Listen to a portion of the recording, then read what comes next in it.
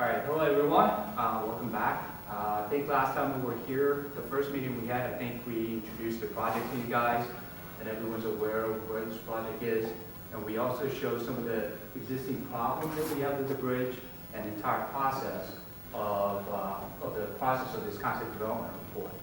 And today we're here to talk about some of the alternatives that we developed since the last time. So this is the first time where we get to see the actual alternatives that we investigated since the last meeting.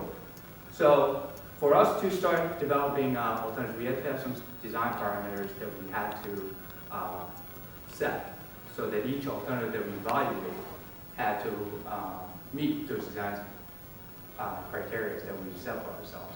And some of those are structural life cycle costs. They have to be durable, also cost effective, while providing a minimum maintenance effort with all the alternatives that we have. H&H, the hydrology and hydraulics, also has to be evaluated to make sure that there's no adverse effect to the upstream and downstream side of the residence, so that they don't get any adverse water surface elevation change from their existing condition. Second, the bridge geometry. Currently existing geometry is substandard. The shoulders are not wide enough and existing sidewalks are not wide enough. So the proposed structure will provide the standard shoulder width as well as a standard sidewalk width, which will provide a little bit wider bridge than what's out there now. Also, we're in the process of evaluating the need for wildlife passage so that terrestrial animals can cross from one side of the bridge to another. This is an ongoing process that we'll have to evaluate, but to show that it can be done, we've incorporated that. And I'll show you some of that examples of how we incorporate the wildlife passage into our alternatives. Now, this is a quick snapshot of what's out there now. I think most of you are aware that this is a 3-span bridge with the center span being longer than the 2 outer spans. And here's a cross-section of what the existing bridge looks like. The reason why you have two cross-section here is, as I mentioned before, is the center span is a little longer than the 2 wider. So the beam spacings between the center span and 2 outer spans are actually different. This will be important when we consider some of the staging construction where we cut the beam, because ideally we want to cut over the beam, but to do that, the cut line will not line up between the center span and the 2 outer span. And I'll show you how we overcame that.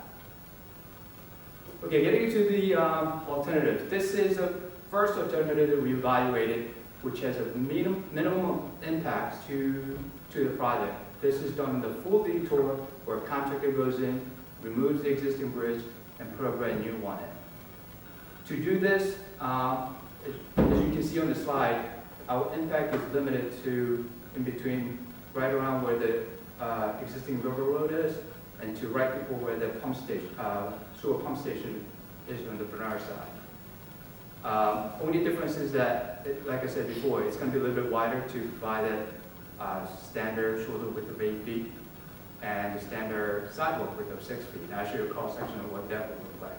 But again, this would probably the shortest time. We'll probably get this done in one construction season, where a contractor goes in, takes the old bridge out, and puts a new one in. And some of the span configuration related to this, with all the alternatives that you look at, we're looking at either 1 single span or 2 span configuration. And later on, after I'm done with all the alternatives, I'll show you what that could look like between single span and the 2 span configuration. But as you can see, the impact is minimal. It's concentrated right around the bridge. We're staying within the right-of-way, and no other feed take or right-of-way take is required. No utility impacts. And again, this shows on the right-hand side is if we were to do a single span, because we're spanning about 100 feet, just over 100 feet, only beam type that's going to work is a steel beam. It's a sizable steel beam, and all the other structures will not work. But if you look at the left-hand side, you'll see that there's a lot more options when it comes to different beam types. And that would be the two span, where each span is just over 50 foot. So we have an option of picking from steel to adjacent box beam or slab beam to spread box beam. But again, only downside is that compared to the one on the right is that you do have a pier in the middle of the waterway that you have to consider. Again, full detour. Alternative 2, this is also done in full detour. There's nothing different about this and the previous alternative that you just saw. Only difference is that we're taking the existing river road and realigning it so that we can improve the sight distance coming out of the river road. Again, our impact is limited, a little more than the one that you saw before because of the realignment of the river road. But again, the bridge itself is within, proposed bridge is constructed within the right of way. Again, contractor goes in, removes the existing one, constructed a brand new one, all within one construction season. Now, utility impact, very minimal. All the underground utilities can stay where they are. And again, this section is exactly the same as the one that you saw. Because it's done in one full detour, there's no difference between what you saw in the alternative 1 and 2, aside from realignment of the river road. Okay, now we looked at, well, what if we kept 2 lanes of traffic at all times during construction, so as not to impede on the traffic, existing traffic condition that's out there now? So what we did is, why don't we keep the traffic, existing traffic on the southern portion of the bridge, and then build out whatever we can to the north. And once that's done, we'll switch the traffic over and we'll build the rest of the bridge to the south of it. That creates a little more impact, as you can see on the slide, but it also shifts the alignment to the north by a significant amount, about 18 foot or so. What that does now, we're getting into impact. We're getting into there's another 2 underground water line under the river. One's 20-inch ductile iron pipe, the other one's 8-inch force main, which we will be impacting. So there's a lot of utility relocation that's going to have to be done. Also, to the left, there's a potential impact to the existing sewer pump station because of the alignment shift. We're getting very close to that pump station as well. And that is also shown on the right-hand side. There's an existing water booster station we're getting very close to, which we need to keep an eye on. Plus side is, on the south side, there's an existing underground gas main, as well as existing underground telecommunication lines, which we will avoid any impacts because all the alignment is being shifted to the north. But again, this is stage construction. I'll show you how we're going to accomplish this staging. Okay, like I said, we're going to keep all the traffic on the southern portion of the bridge, and then on the northern side, we're going to build whatever we can. And you see in the middle is that blue beam. That's that temporary beam we have to provide on the 2 outer spans, because, like I said before, the center beam lines does not line up with the 2 outer spans that we have. So we'll have to provide some kind of temporary support so that we can cut the deck and build 1/2 of the bridge and later come back and build the other half. So once the northern half is done, we'll take the traffic, shift it over, and we'll build the remaining southern half. Once we do that, what that does is it actually shifts the proposed bridge about 18 feet to the north. And it takes the existing center line of the Valley Road and shifts it about 12 foot and 9 inches to the north. Again, this is all done under staging, but due to the staging, we're anticipating this will be done in probably like 2 construction seasons, maybe 24 months or so. Again, this also has single span option and 2 span option, like we talked about in the alternatives 1 and 2. Yeah. Now, so alternative 3 was shifting the alignment to the north. Now we said, well, how about we reverse that? Let's see what kind of impact that has. So this time we kept the traffic to the north first and constructed the southern portion of the bridge first. And then once that's complete, we'll flip this traffic pattern and we'll construct the remaining northern portion later. One of the big advantages of this option is that we get to stay away from the existing pump station to the left and the water booster station. We get to stay away from that. And the impacts to the existing two water lines that are there is probably minimal, but we are impacting the existing gas line and the existing telecommunication line. Also, in addition to this, a park on the southeast quadrant of the bridge. There's definitely a permanent right-of-way taking from the park. So that will need to be considered as we move forward with this particular option. Another thing to note, if you notice the limit of project has increased significantly when compared to alternative 4 because we're pulling the alignment to the south, tightening up the curve. Our tying point to the existing two horizontal curve has gotten pushed out. So again, another drawback is our project limit has increased with this particular alternate. How do we accomplish it? This is an exact mirror image of the staging that you saw on alternative 3. We'll keep the traffic on the northern side, build whatever we can to the south, flip the traffic over, and we build the remaining portion to the north. Again, now instead of on the alternative 3, it shifted the alignment about 18 feet to the north. This one, it will be shifting the outside of the bridge 18 feet to the south. Again, the center line of the Valley Road will shift about 12 foot and 9 inches or so to the south, just like the alternative 3. And here's a quick view of what the elevation view, what it could look like when you have a single span versus two span. Obviously, two span will have a pier right in the middle of the waterway, which could increase your maintenance costs, construction costs, as well as the construction duration. In the single span, you don't have that. However, only beam that works is that hefty single steel roll beam, which is pretty expensive to impact. But this is how we developed our alternatives up to this point. And with that, and Ken's going to talk about how we're going to accomplish the alternative 1 and 2 on the full detour, and he'll talk about some detour options that we have for this alternatives. Thank you, David. As David had indicated, there's two ways that we can construct this bridge. We can do it either via stage construction or through a detour. And he identified the advantages and disadvantages of each option. Obviously, with stage construction, we can maintain the traffic on the bridge during the construction. However, he also pointed out the many potential impacts that are associated with shifting the alignment to accommodate the use of vehicles during construction. Those being utility impacts, environmental impacts, and such. And with the detour option, obviously the advantage is that the bridge can be built much quicker in one construction season versus 2.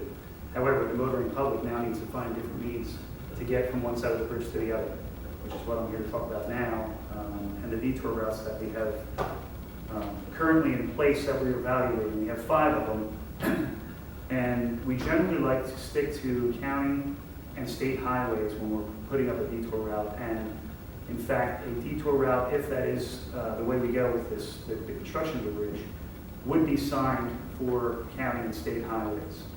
We don't like to use local roadways. We don't like to put additional traffic in front of residential areas. So that's something that we try to avoid if feasible. But we do have one option that does use a local roadway because it's the shortest option. And in all reality, the locals that know the area will probably use this. As I said before, although we're not going to sign it that way,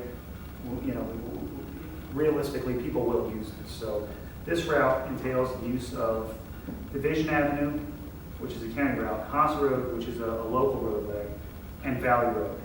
And you can see on the screen here that route. And what we did as a worst case scenario to identify the detour route length is we went from point to point, one side of the bridge to the other. So if somebody was coming out of the park and wanted to access the residents just on the other side of the bridge, we would have a worst case scenario for how long or what the distance would be for that person to make that route. And for this particular route, it would be 2.6 miles And you can also see some yellow tags up there on the route where we would need to identify whether we need to do some additional improvements to accommodate the traffic, the additional volume, the additional vehicle type, to make the turns. When we're diverting volume, what does that do to the intersection? We want to maintain an acceptable level of service. We might have to do some traffic signal timing adjustments. We might have to move some stop bars back so that trucks can make a turn without conflicting with a vehicle at the stop bar. So there's a lot of things that go into the consideration of the detour route. And these would also be applied to the cost of the job, which we'll talk about in a minute when we go over the alternatives comparison matrix. Detour route number 2, as you can see on this slide, utilizes Plainfield Road, Mountain Avenue, and King George Road as the detour route. And this one extends the length from what we had with the previous one of 2.6 miles to 7.7 miles. However, this does use county routes, like we indicated we'd like to use. This would be one of the ones we would consider, and we would sign it that way. The downside obviously is the length of the route. And again, you can see the tags up there where we've identified some locations where we have signals. We know this intersection of Plainfield and Valley is already at capacity. We know there's a lot of volume there now, so what additional improvements we would need to make to that intersection would have to be investigated to make sure we still have an acceptable level of service there. There's a couple other tags there where we can keep retiming the signals and moving stop bars. So these, again, with all these routes, these are the kind of things we would drive these. We would look at how they're currently operating. We would run levels of service through traffic modeling, investigate what type of improvements when diverting this volume would need to be made, and also based on the design vehicle that would be making these movements. And we move on to detour 3. Now you can see these are pushing out further and further. This one utilizes Hillcrest Road from Valley, and then we get on the interstate of 78, which then takes us to King George Road and then back to the bridge. Now this detour route has increased the detour length to 10.5 miles. So, this is pushed out quite a bit more. But again, we're on county routes, now we're using the interstate. And depending on what, the impacts are associated with those other detour routes, maybe this is the better option because we don't have to do as many improvements to the other intersections that we are diverting traffic to. Again, we need to evaluate all of these. But we thought we want to present these to you now so we can get some feedback on them from you now that we can take back and certainly consider when we're doing our evaluations. The next detour route, detour 4, is pushed out even further again. And again, we're just looking at all the viable options out there. It's not a location where we have the ability to keep it contained to a small area, with the exception of that first detour I mentioned using Haas Road. But I also indicated we don't like using local roads. So we're looking at as many options as we can. And again, evaluation, seeing which one has the less impacts, least cost. We understand that the bigger we make this, the more inconvenient it is, the greater the travel time. But this one utilizes Plainfield Avenue to Interstate 78 back to King George's Road. And this one pushes out the detour length to 13 miles.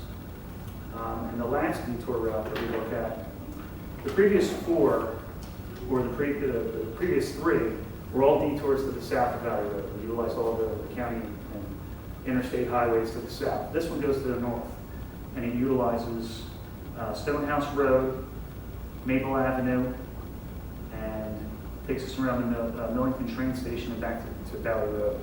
And you can see on this one the geometry doesn't look great, so we might have some issues with turning accommodations, particularly for trucks. You can see the tags on there again where we anticipate temporary signals at several locations on this one, retiming of existing signals. So again, evaluation is what we need to do. But this detour length is actually shorter than some of the other ones. This one is only 5.5 miles. I say only because some of the other ones obviously were up to 13 miles.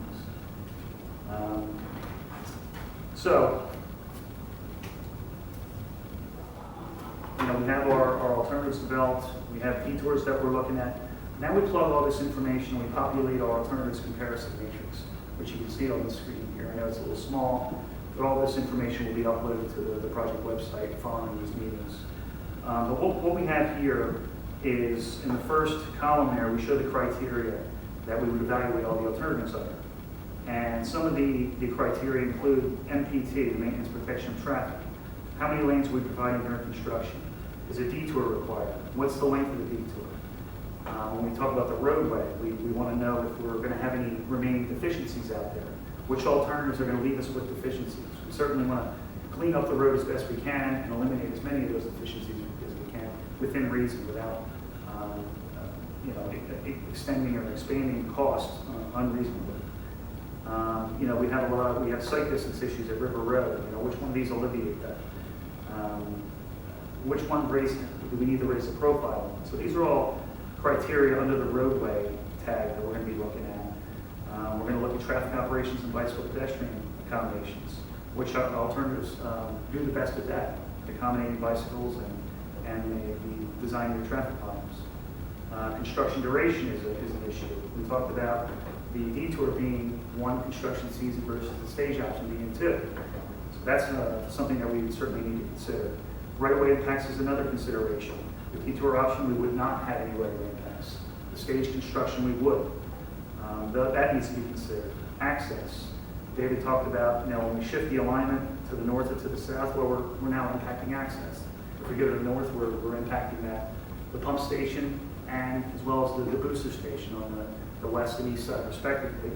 And if we push to the south, we're now into the park area there. So those are impacts that we need to take into consideration. The structural design, what type of bridge are we going to put in there? What design your storm event does it need? Those types of things. Wildlife passage capability. David talked about the fact that we may need to provide wildlife passage on the sides of the bridges. Well, do they all do that adequately? Environmental impacts is certainly a big issue for this project since we are bounded by wetlands on 3/4 of the bridge.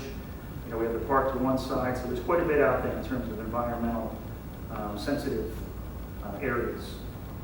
We have the park, we have wetlands, we have threatened and endangered species, we have floodplain to deal with, the riparian zone, hazardous waste, seasonal restrictions. These are all things that we have to consider with not only the bridge type, but the way we build it, whether we go detour or we go stage construction. Utilities is certainly a very big issue here. We know we have a lot of under river utilities that we really need to locate because that's really going to have an influence on which alternative we ultimately go with and what we can do with those utilities. Which ones can we move? Maybe we can't move some of the other ones. So these will be considered when we evaluate the matrix and the alternatives. And of course, cost. Cost is certainly a big factor. It's not only the construction costs, we also have to deal with the relocation costs associated with utilities, right-of-way costs, depending on which alternative we go with, the life cycle cost of the bridge, and if we do go with a detour option, we have to factor in those detour additional improvements that might be associated with the detour. So all of that criteria will be evaluated for each of these different alternatives. And we have a matrix here. We populated it to the best of our ability now with the information we have. And you can see on the board here and in front of us here. And as we get better information, we will provide that in a more accurate means on this matrix here. So in terms of the schedule, we mentioned at the first meeting, the first round of meetings we were out, it is an 18-month schedule. We started in, I believe it was November, but in terms of major milestones, the purpose and needs statement, that was what we were out for the last time. We wanted to solicit input.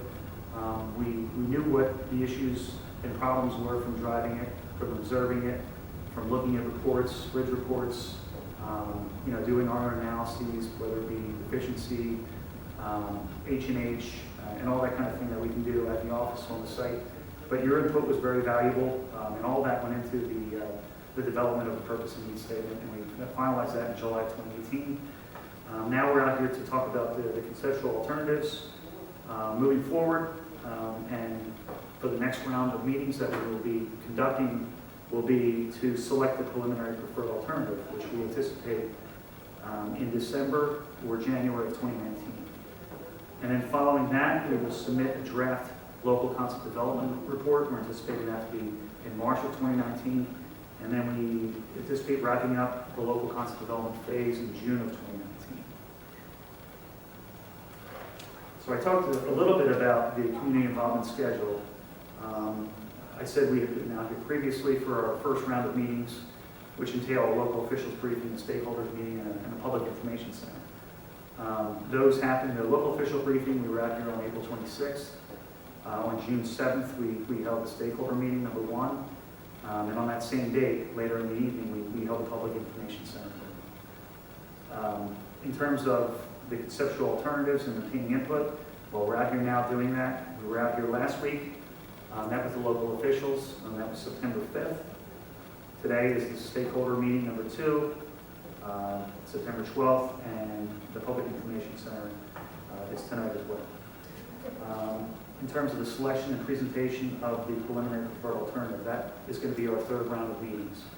And we anticipate having that in the fall or winter of 2018, and the public information center at the same time, the 3rd public information center in the fall and winter of 2018. Well, we had mentioned this at the previous meetings, but all this information will be available. The information from the first round of meetings is already up on the project website, so we encourage you to go look at that.